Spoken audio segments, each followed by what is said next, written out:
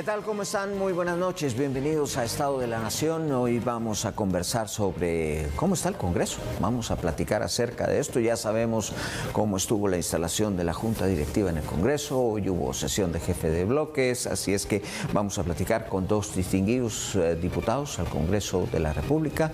Está con nosotros Álvaro Arzú del Partido Unionista y también Román Castellanos de Semilla. Muchas gracias por estar acá con nosotros y poder platicar acerca de lo que ha pasado. Bueno, me imagino que les han preguntado mucho acerca de todo lo que pasó con el tema de la Junta Directiva, pero pasemos esa página y veamos el tema de la sesión de jefes de bloque de hoy, que creo que es muy importante, sobre todo por lo que pudo haber sucedido allí.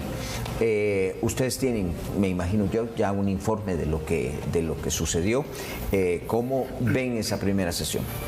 Bueno, primero que nada, tal vez alrededor de la agenda legislativa, pues nosotros estamos de acuerdo con que se prioricen una agenda que se le ponga más atención a los temas pendientes que urgen al país, por un lado, y también priorizar, en todo caso, las diferentes iniciativas que los diputados y diputadas presentan, que se le dé lectura, que se le dé trámite, que se remita a las comisiones, es decir, una junta directiva más, pues con más responsabilidad en cuanto a las funciones, digamos, sin que limite las funciones de los diputados.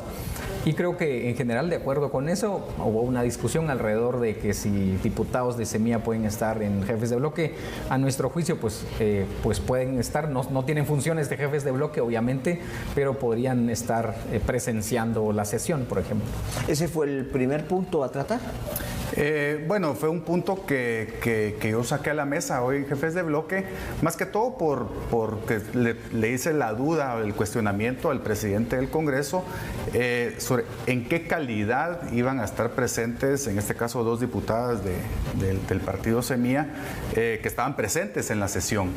Porque lo que sucede es que la ley orgánica, el organismo legislativo, que es la que regula todo el actuar interno del Congreso de la República, es muy clara cuando habla a la instancia de jefes de bloque, de que dice que solo pueden estar representadas en esa instancia el jefe y subjefe de bloques que estén vigentes, y ahí podemos hablar del artículo 46, 47 y 48 de la ley orgánica, que es muy clara en ese sentido. Entonces, no era un cuestionamiento irrespetuoso en ninguna manera a las diputadas que estaban ahí presentes, sino que simplemente era en qué calidad van a estar. ¿Hubo discusión? Sí, claro que hubo mucha discusión. De hecho, la argumentación del presidente del Congreso, pues él habló de ser incluyentes, de la democracia y de la libertad y esto y lo otro, pero está muy bien, pues, o sea, todos esos principios son cosas con las que estamos de acuerdo, pero en este caso también existe una ley orgánica que se debe respetar. Entonces, en qué momentos sí aplicamos la ley, en qué momentos no aplicamos la ley, esa es la duda, porque al final de cuentas ellos,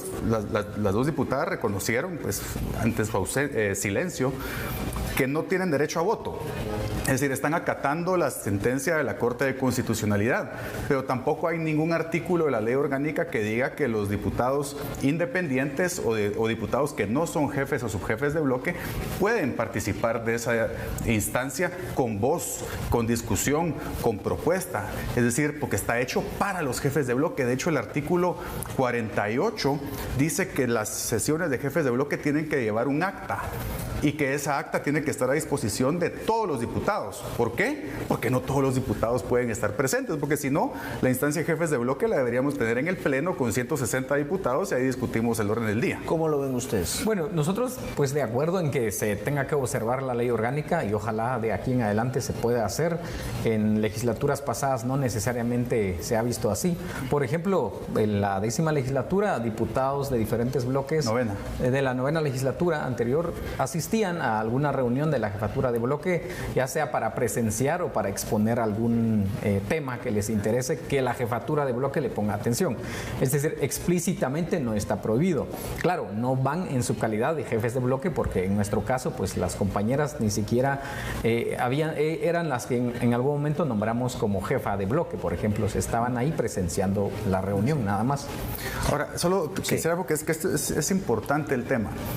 El presidente del Congreso es quien presigue la instancia de jefes de bloque y efectivamente, digamos, si se va a tratar un tema específico, se han invitado en otras ocasiones a presidentes de comisión o a invitados a que lleguen a presentar un punto en particular, pero no con posibilidad de propuesta.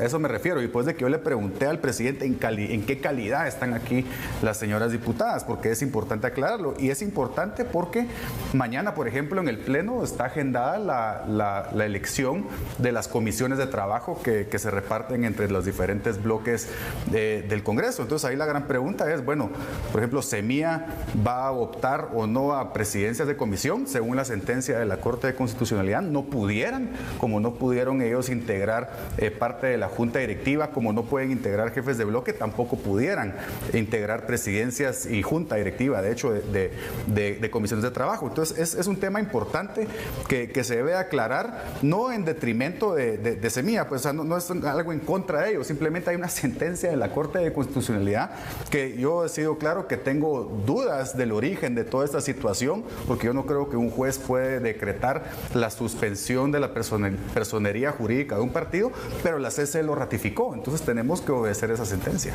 ¿Cómo ven ustedes y qué va a pasar mañana cuando se repartan comisiones? A ver, en la condición en la que nos encontramos actualmente, que estamos como diputados independientes, primero suspendido por la comisión permanente anterior y luego por la comisión de credenciales, y efectivamente que fue ratificado, tenemos claro que en esas condiciones no podemos optar a las presidencias de la Junta Directiva. Eso sí es muy claro en la ley orgánica, no tenemos ninguna duda de eso. Así es. Bien, digamos, la ley de competencia fue una de las primeras cosas que ya salían en este tema. ¿Salió hoy? ¿Qué va a pasar? Bueno, es que la ley de competencia, la primera pregunta que uno se tiene que hacer es ¿cuál? ¿Verdad? Porque a mi entender, en este momento ingresadas al Congreso hay dos. Una que viene desde hace unos 8 o 7 años más o menos, que ahí está, que ha avanzado poco, pero ahí está. Y otra que propuso el gobierno anterior, que es absolutamente distinta a la que se presentó hace 7, 8 años. Entonces, cuando se habla de una ley de competencia, todos hablamos del mismo título, pero todos hablan de diferente contenido. Entonces, ahí lo que se tiene que determinar es, bueno, ¿en qué línea queremos ir? ¿Queremos ir desde un punto de vista de lograr mayor libertad en el mercado? ¿Queremos lograr mayor libertad empresarial o queremos hacer una ley más restrictiva, punitiva, que cree una instancia como por ejemplo la primera que se presentó hace 7, 8 años, que crea una superintendencia de competencia? Yo me iría incluso más atrás. O sea, ¿es necesario realmente una ley de competencia o simplemente borrar trámites, quitar aranceles y hacer el mercado más libre y competitivo? ¿Por qué una ley de competencia? Bueno, primero creo que lo que se ha dicho en esta legislatura es instalar una mesa en el que se pueda empezar a discutir este tema, y no ni siquiera tomando en cuenta las anteriores, ¿no? Y si no, que sirvan como punto de partida para la discusión. Yo creo que es sano discutir en un país que busca modernizarse y de pronto vivir en una economía de mercado y un capitalismo más moderno, que exista una auténtica y libre competencia, que creo que es en esencia, por los principios, creo que los que mencionaba el diputado son los esenciales sobre las cuales hay que partir para empezar a dar la discusión, básicamente en el sentido de que exista plena libertad y que beneficie tanto a quienes compiten en el mercado, pero que también a los usuarios o consumidores, por ejemplo. Creo que es lo esencial de la discusión.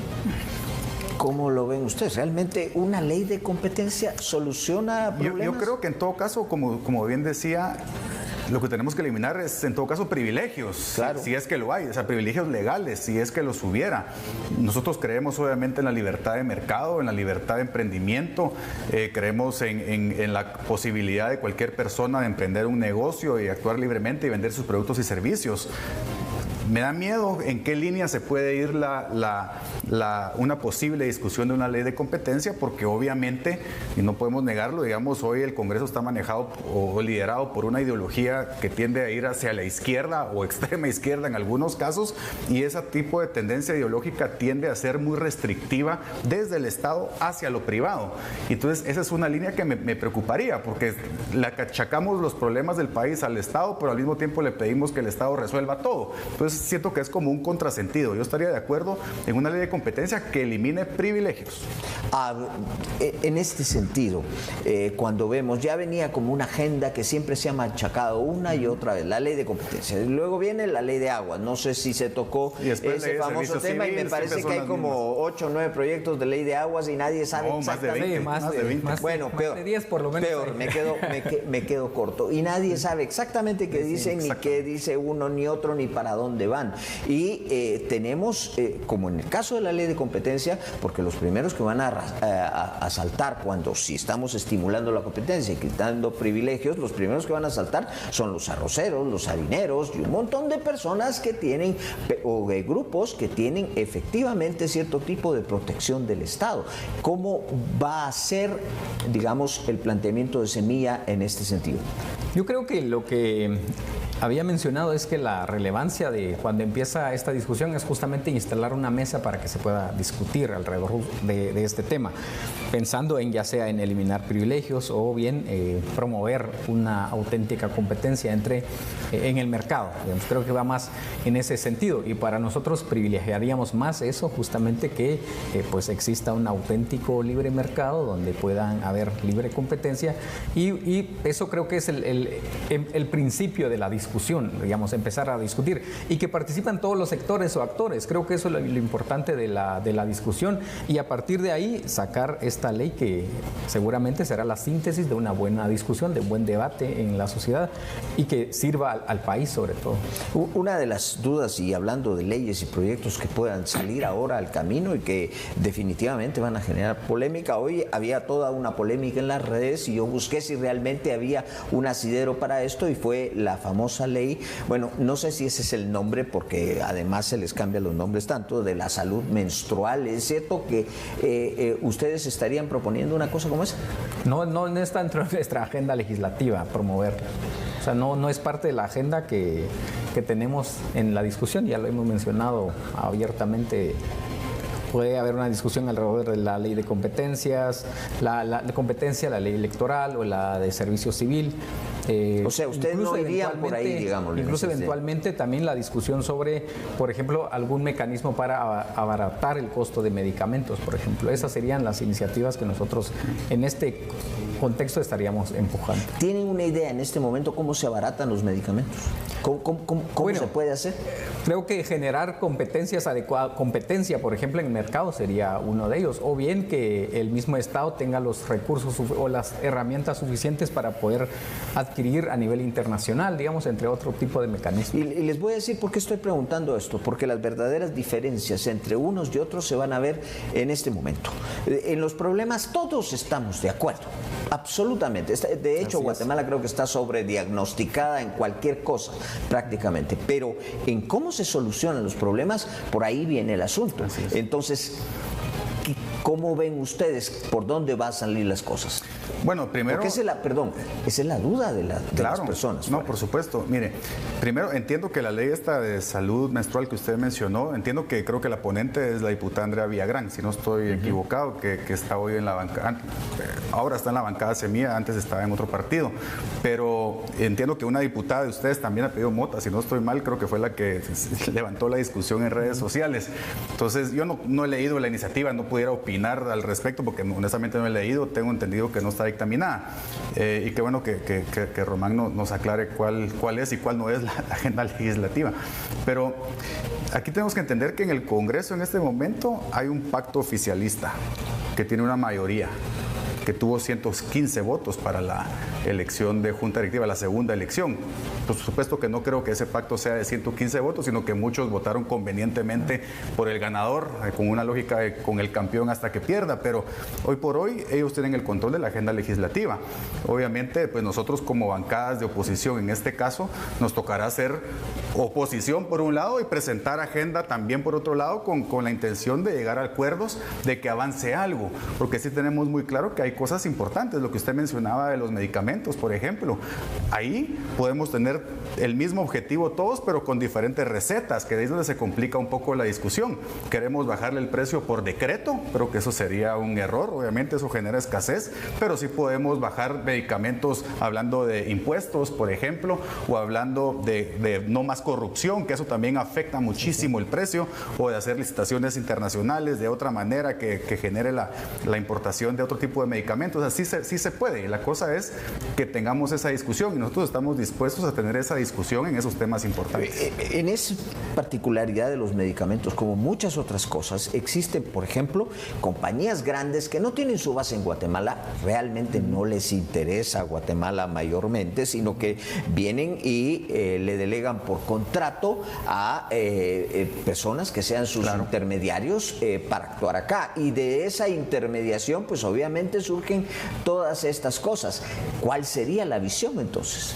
Justamente creo que es limpiar estos mecanismos de pronto de corrupción que a veces hemos escuchado casos donde operadores de farmacéuticas financian partidos políticos y esto lo que uno concluye a partir de eso es que habrá conflicto de interés o acceso privilegiado a la venta de medicamentos al Estado. Porque creo que esos mecanismos habría que terminarlos para que realmente haya una licitación más pues auténtica y quien oferte el mejor precio, el gobierno o el Estado lo pueda comprar oportunamente. Creo que esos serían justamente los mecanismos de corrupción que hay que ir eliminando para evitar este tipo de incentivos. ¿Dónde creen que a corto plazo va a surgir, digamos, el disenso en donde podemos ver o podremos ver si los 115 votos se sostienen o no se sostienen en el tiempo?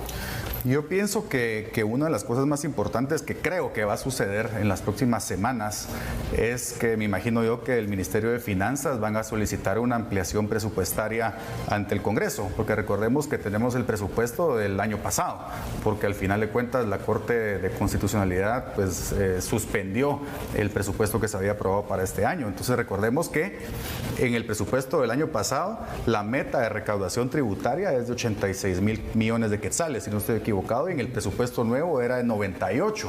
Eso quiere decir de que... Ellos decían que sobrepasaban los 100,000. Yo creo que van a pasar de eso, pero la meta en el presupuesto estaba en 98. Calculemos que vayan a recaudar 100,000 millones de quetzales. Eso quiere decir de que hay una cantidad de alrededor de 14,000 millones de quetzales más lo que no fue ejecutado el año pasado, que desconozco a cuánto ascenderá, pero podemos hablar quizá de unos 15,000 millones de quetzales fácilmente, que van a necesitar autorización del Congreso para poderlos ejecutar. Entonces yo creo que ese va a ser el primer punto de discusión seria no solo dentro del Congreso, sino que también entre el Congreso y el gobierno de la República. En este, digamos, pacto inicial para el Congreso, ¿ustedes hablan directamente con el presidente o con los partidos involucrados para a través de ellos pues promover iniciativas? ¿Está dentro del pacto? El presidente de la República no. O sea, no, presidente del Congreso. Que sí está. Obviamente el presidente del Congreso es parte de esta mayoría que construimos, digamos, alrededor de en esta legislatura. Y sí conversamos con el presidente, aunque pues el presidente tiene su propia dinámica de trabajo y su propio sello de trabajo, y es propio del diputado que ahora es presidente, y muy respetuosos de ello, a nosotros en particular. Bien, vamos a hacer una pausa, pero regresamos con nuestros invitados esta noche.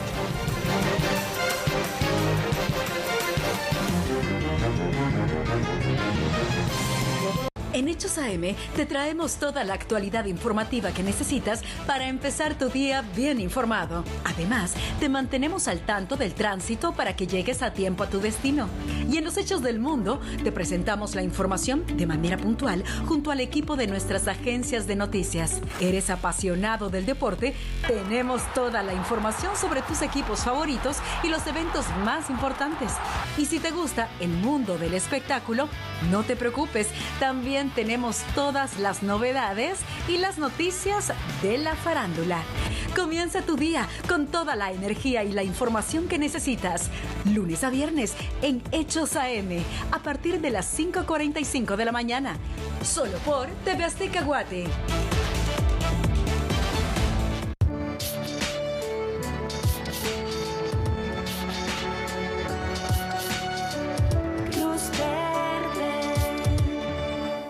sábado en Cine Estelar. Ben Campbell era el alumno mejor dotado en MIT. Tienes una mente privilegiada.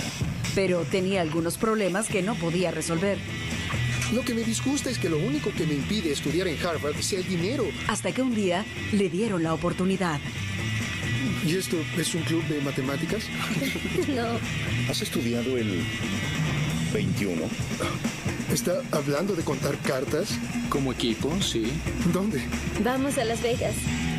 21 Blackjack. Solo por TV Azteca Guate, el mejor canal.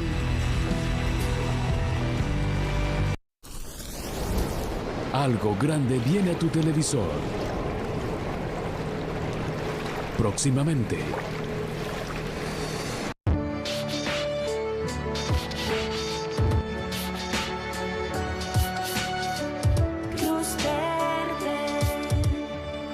Comienza tus mañanas llenas de alegría con nuestros conductores.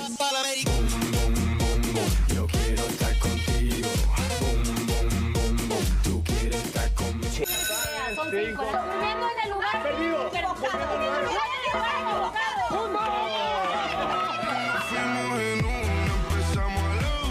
Venga la alegría, de lunes a viernes a las 11 de la mañana, solo por TV Azteca Guate. Quiero bailar muchachos.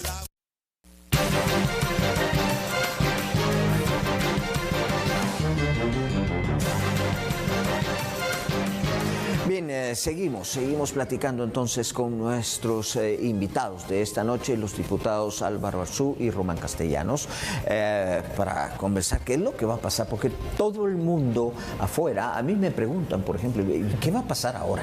O sea, ojalá todos supiéramos qué fuese a pasar o no, pero en este momento no se sabe. Bien, la ampliación presupuestaria en este sentido, ¿realmente es necesaria una ampliación presupuestaria? Bueno, en este caso, como no se aprobó el presupuesto anterior, haría lógica para el Ministerio de Finanzas solicitar esa ampliación, porque obviamente van a haber más o menos 15,000 millones de quetzales que van a estar literalmente en caja, pero que no se pueden utilizar. Entonces tiene sentido. Va a ser complejo, no solo con las bancadas de oposición, sino que va a ser también complejo para el gobierno con sus nuevos aliados, ¿verdad? Porque obviamente estamos hablando de alrededor de 15,000 millones de quetzales, en donde se va a decidir cuánto va para cada ministerio, en qué se va a gastar cada recurso, y eso obviamente va a generar una discusión importante. Yo espero que eso se dé en las próximas semanas, ¿verdad? Me imagino que en este momento la prioridad del ministerio. ¿Cuál sería la posición unionista en torno a Bueno, una tuviéramos que ver primero la propuesta que venga del Ministerio de Finanzas, en donde ellos nos digan, bueno, estos 15,000 millones lo queremos usar para estos programas o para estos ministerios, y ahí es donde vendrá la discusión, pero realmente son ellos los que la proponen. ¿Y se aparecen préstamos? Bueno, en este caso no sería necesario préstamos, porque estamos hablando de recursos propios del Estado que ya fueron recaudados. Históricamente Finanzas nunca ha funcionado sin préstamos. No, pero digamos que lo de los préstamos sería una discusión aparte, sería otro punto de agenda. Nosotros en la legislatura anterior, los únicos endeudamientos que nosotros aprobamos fue lo que se dio en la época de COVID.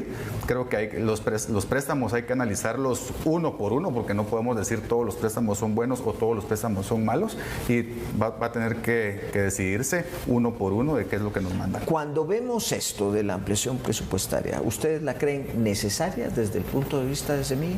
Pues obviamente es necesaria, o sea, porque por lo que decía el diputado, pues si hay 15,000 millones de quetzales en caja y el país está urgido de necesidades en cuanto a infraestructura, servicios esenciales, por ejemplo, creo que sí es importante. ¿Cómo lo vaya a enviar en su momento el Ministerio de Finanzas? Pues habría que ya de nuestra parte pues dar las opiniones técnicas específicas al respecto, que es lo que estamos esperando, justamente la opinión y la postura del Ministerio de Finanzas. Hasta el momento lo veo muy romántico todo el asunto. A ver, cuando el Ejecutivo manda una petición de quiero más plata, normalmente en el lado oficialista, pues claro, ahí vamos. O sea, nadie define nadie, sí, ni nadie discute nada. Entonces, ese es uno de los temas. A mí me gustaría un Congreso que cada diputado pues obrara a conciencia realmente y no por disciplina. Pero bueno, eso no existe, pero ni en Estados Unidos, ¿verdad? Claro. Entonces, ¿Qué esperaríamos de ustedes al respecto de una petición de esa naturaleza? Bueno, lo que siempre hemos dicho, primero que nada que el presupuesto se priorice para resolver los grandes problemas del país. Nosotros tenemos un programa de gobierno presentado, público, y es conocido y ahora ya más discutido todavía, que prioriza servicios públicos esenciales, infraestructura, por ejemplo, de secundarias en buena medida, caminos rurales, la construcción de los primeros niveles de atención en salud, la infraestructura en términos de agua potable y aumentar la cobertura de energía eléctrica, por ejemplo, en las comunidades que no tienen esta cobertura, entre otro tipo de servicios, y que este gasto se dé de manera transparente y que toda la gente conozca de qué manera se está gastando el presupuesto. Creo que esos serían los puntos sobre los cuales podríamos aprobar una eventual ampliación o readecuación presupuestaria, y creo que la discusión se dará en su momento. A ver, yo quiero poner otro granito más ahí. Se abrió el Congreso, ya quitaron los bloqueos, ahora pueden entrar a los palcos, etcétera, etcétera, etcétera. ¿Cómo va a estar eso? A ver, porque en la última votación incluso hubo una agresión a un diputado que incluso había votado por el lado de Semilla. Entonces, ¿cómo se va a ver ese tipo de cosas para que se guarde el orden y los diputados que no estén de acuerdo con algo, pues estén con el pellejo seguro, digámoslo así? ¿Qué es lo que va a pasar ahí? Bueno, mire, yo creo que la ley nos dice que las sesiones del Congreso son públicas, y por lo menos cuando yo fui presidente del Congreso, los palcos del Congreso, del Pleno, estaban abiertos para todo ciudadano que quisiera llegar, y eso me parece que es muy bien. El problema es cuando hay acarreados que ciertos diputados o ciertos partidos o ciertas ONGs, digamos, llevan al Congreso con la intención de agredir a los diputados que no están de acuerdo con lo que ellos quieren. Entonces, eso sí se puede volver peligroso. Hemos visto muchas instancias de agresiones en contra de diputados este año, el año pasado, en diferentes ocasiones, y eso sí lo tenemos que evitar. Lo tenemos que evitar sin darle el derecho a los ciudadanos que puedan llegar perfectamente al Pleno a observar y comportarse de una forma respetuosa y educada al Pleno del Congreso. O sea, eso no le veo problema, pero sí lo que veo es problema con los acarreados que llegan con consignas de agredir diputados. Y agredir no solo estamos hablando de pegarle físicamente, estamos hablando de insultar o de gritar o de difamar, y eso creo que es algo que no deberíamos de tener en el Congreso. ¿Cómo ven eso ustedes? De acuerdo, totalmente. Creo que hay que regresar en esos momentos en que el Congreso era un espacio, una entidad pública en el que cualquiera podía entrar, ya sea a hacer una consulta, a dejar una solicitud, a querer conversar con un diputado o a ver las sesiones del Pleno, digamos, es como normal, pasa en cualquier país del mundo. En la legislatura, en la 9ª legislatura, sí creo que se profundizaron muchas restricciones, ¿no? Desde a quién le dan la palabra, a quién no, a qué iniciativas leen, que no, si es afín, pues hay que darle trámite a esta solicitud, y si no, por ejemplo, las mismas iniciativas de ley, y luego incluso pusieron molinetes en la entrada del Congreso, una serie de restricciones. ¿Sinceramente creen que eso no va a pasar? A ver, esto de que le den la palabra a una persona y a otra no, o que le quiten la palabra, eso lo vengo oyendo desde los años 90. Sí. O sea, pues sinceramente, desearíamos que no pasara, esa es una práctica nefasta, pero en el Congreso ha sido usual hasta la 9ª legislatura. Seguramente. Bueno, yo en mi caso sí le puedo decir que no hay un diputado que estuvo presente en la 8ª legislatura que haya dicho que cuando yo fui presidente del Congreso le negué la palabra. Yo sí se la di absolutamente a todos los diputados que me la solicitaron, porque es lo que le corresponde al presidente, es lo que le corresponde a todos los diputados por ley, el derecho de poder pedir la palabra y hablar. Para eso vamos, realmente para eso vamos al Congreso, ¿no? A discutir y a pedir la palabra y hablar. Entonces, yo espero que el presidente actual del Congreso siga esa mecánica de darle la palabra a todos, sobre todo cuando no le gusta lo que el diputado está diciendo. Bien, tenemos segundos ya para para finalizar, ¿qué le dirían ustedes a los guatemaltecos? Allá están sus cámaras a las que ustedes se pueden dirigir.